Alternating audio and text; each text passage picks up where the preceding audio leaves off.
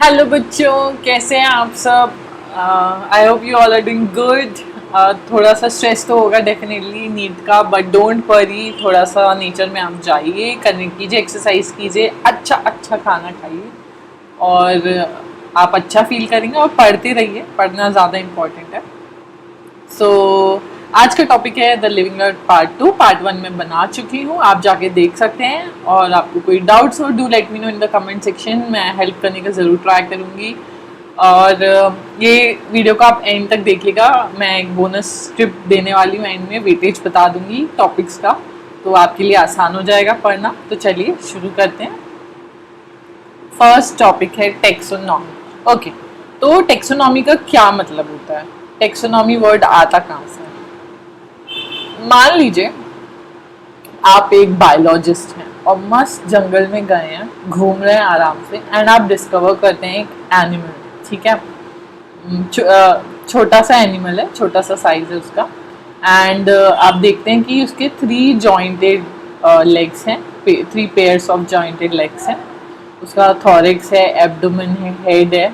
But आप सोच रहे हैं कि यार ये कौन सा एनिमल है, ये सोचेंगे एनिमल कौन सा है।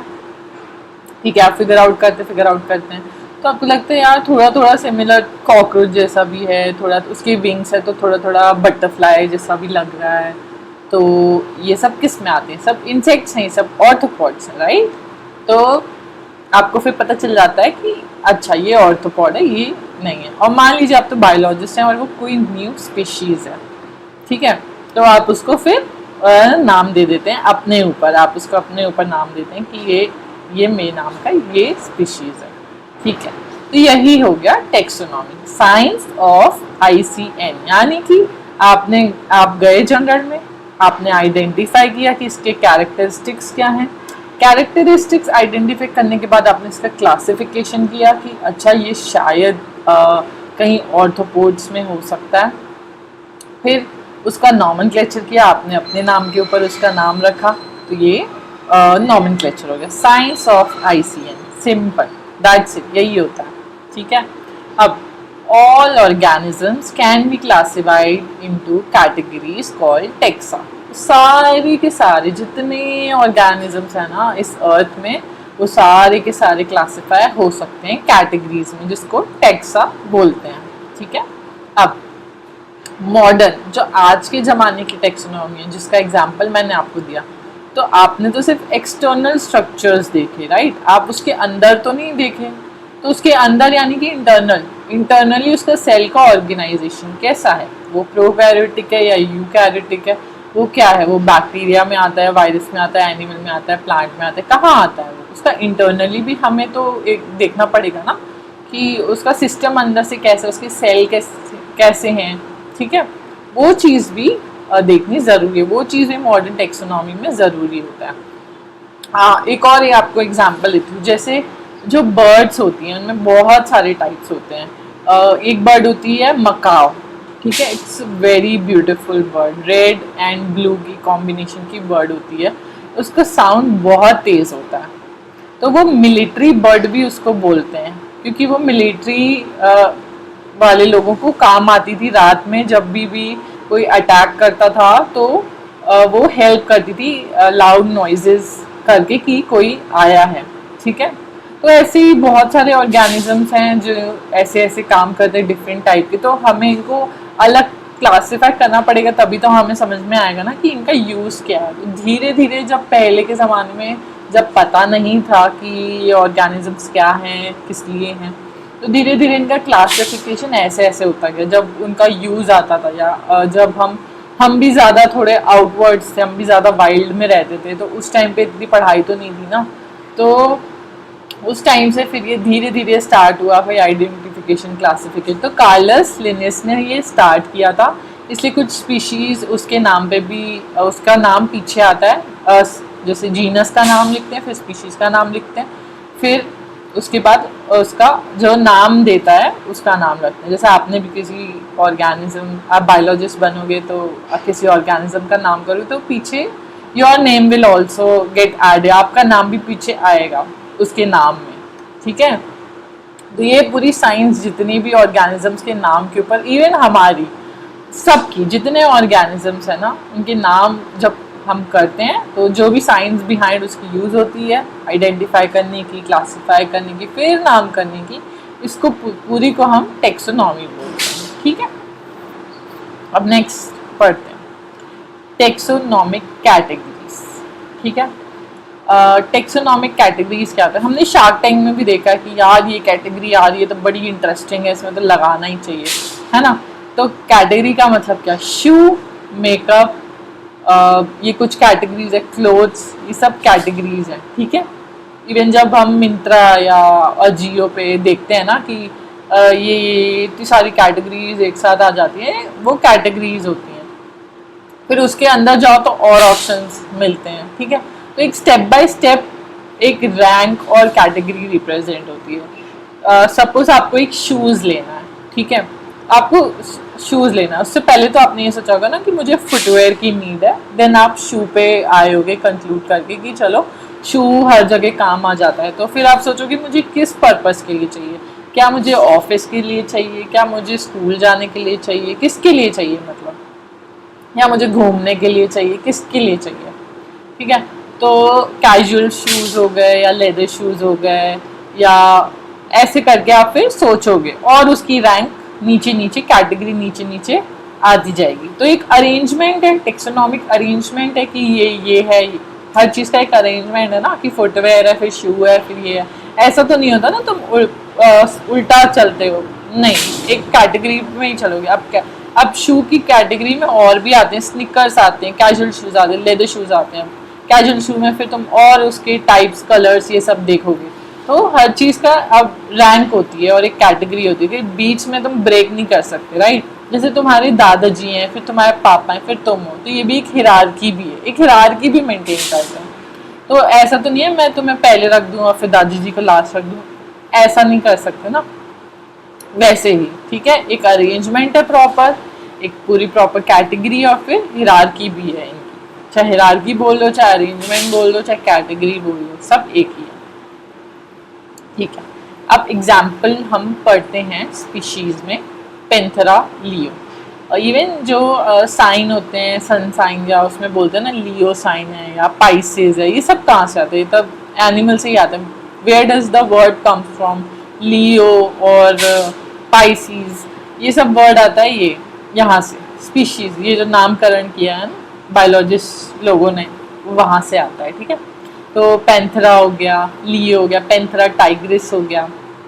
पेंथेरा इज जीनस और लियो टाइग्रिस स्पीशी है। ये तो लायन है, ये तो लायन देख के ही पता चल जाता है लायन को कि उसकी वेन है, मेन है, और ये हेयर्स का पूरा स्ट्रक्चर देख के ही पता चल जाता है कि लायन है। टाइगर के नहीं होते, उसके स्ट्राइप्स होते हैं, तो एकदम डिस्टिंग्विश फीचर है। बट इनका मतलब बॉडी स्ट्रक्चर उनका सेम ही है, क्योंकि लायनस को तुम देखोगे तो वो, और टाइगर को देखोगे तो वो लगभग सेम दिखती है। ओनली डिफरेंस है उनके स्ट्राइप्स नहीं होते, बाकी the teeth and every the structure, आँखों का स्ट्रक्चर इज क्वाइट सिमिलर। ठीक है, तो इसलिए इनको सेम जीनस में रखा जाता है। और फिर ये कैट्स भी हैं, ये वाइल्ड कैट्स हैं, और सारी कैट्स को फेलिडे में रखते हैं। नॉर्मल जो हम पेट कैट्स होती हैं उनको भी फेलिडे में रखते हैं, क्योंकि है तो कैट्स ही वो भी, तो ऐसे डिस्टिंग्विश नहीं किया उनको कि ये वाइल्ड कैट्स हैं और पेंथेरा, और उसमें जीनस में उनको कर दिया है, पर फैमिली उनकी एक ही है, क्योंकि है तो सारी कैट्स ही,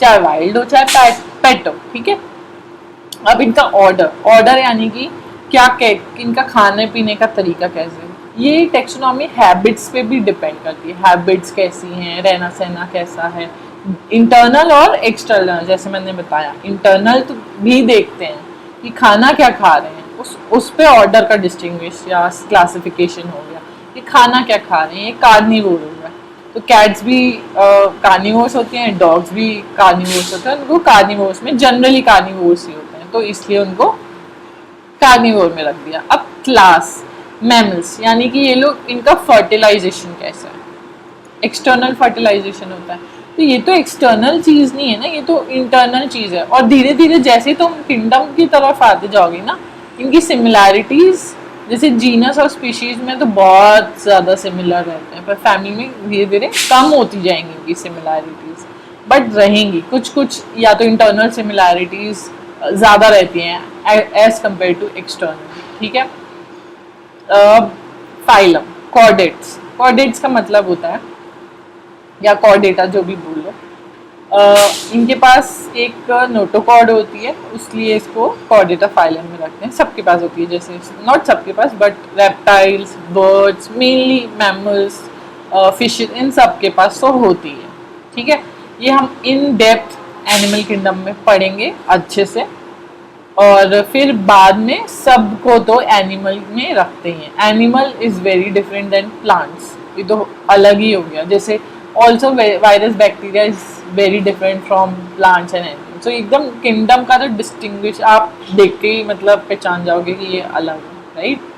तो क्योंकि कोई सिमिलैरिटी नहीं है एनिमल प्लांट में, कोई सिमिलैरिटी नहीं है, लुक्स इंटरनल एक्सटर्नल सब बदल जाता है। तो ये धीरे धीरे ना हिरार्की जैसे जैसे जैसे जैसे नीचे जाती जाती है ना, धीरे धीरे धीरे वो सिमिलैरिटीज कम होती जाती है। ठीक है। और एक और मैं एग्जांपल दे सकती हूँ, जैसे कि जगह से भी फर्क पड़ता है। मियाजाकी मैंगो, रेड और पर्पल कलर के मैंगो होते हैं। ठीक है। वो जापान में पाए जाते हैं, पर क्या वो उनकी स्पीशीज चेंज हो जाएगी? नहीं होगी ना। बाहर से वो दिख रहा है कि वो अलग है, बट अंदर से वो सेम ही है वो मैंगो। ठीक है। तो स्पीशीज वो मैंगो की ही है, वो चेंज नहीं हो रहा उनका। ठीक है। ऐसे ही सिर्फ एक्सटर्नल फीचर्स नहीं देखते, इंटरनल भी देखते हैं। मॉडर्न टेक्सोनॉमी यही बताती है कि इंटरनल और एक्सटर्नल स्ट्रक्चर्स देखे जाएंगे। ठीक है। अब नेक्स्ट, और आपको मैं एक ट्रिक बता देती हूँ उसको याद करने के लिए, इजी हो जाएगा। काश प्यारी कार ओपन फरारी घूम सकते। फिर से बोल देती हूँ, काश प्यारी कार ओपन फरारी घूम सकते। ठीक है। इसको याद करने के लिए क्वेश्चन आ चुका है एक बार नीट में, ऑर्डर उल्टा पुल्टा दे दिया था एंड देन क्वेश्चन पूछ लिया था।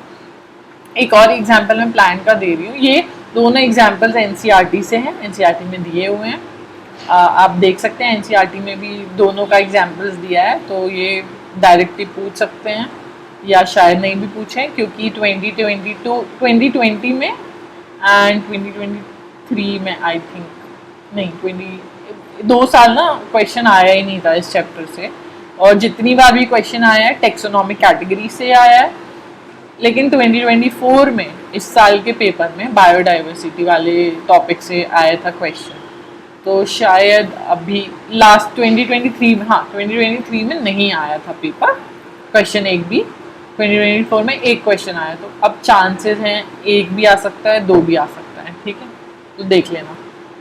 अब ये है सोलेनम निग्रम, मेलोजिना, दतूरा और पिट्यूरिया, ये सोलेनेसी में आते हैं। ये इनकी फैमिली है जो फ्लावरिंग प्लांट्स होते हैं।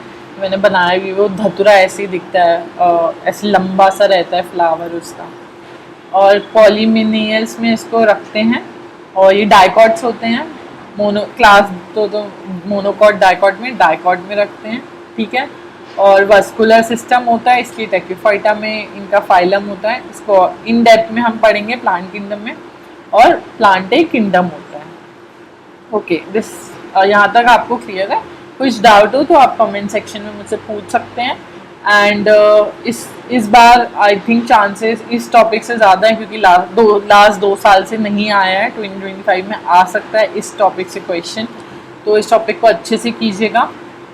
और इनफैक्ट एनसीईआरटी में मैन का, मैंगो का, वीट का और हाउस फ्लाई का जो चार्ट दिया है वो एज इट इज़ आप याद कर लीजिएगा। उसकी मैं ट्रिक्स ज़रूर शेयर करूँगी शॉर्ट्स में।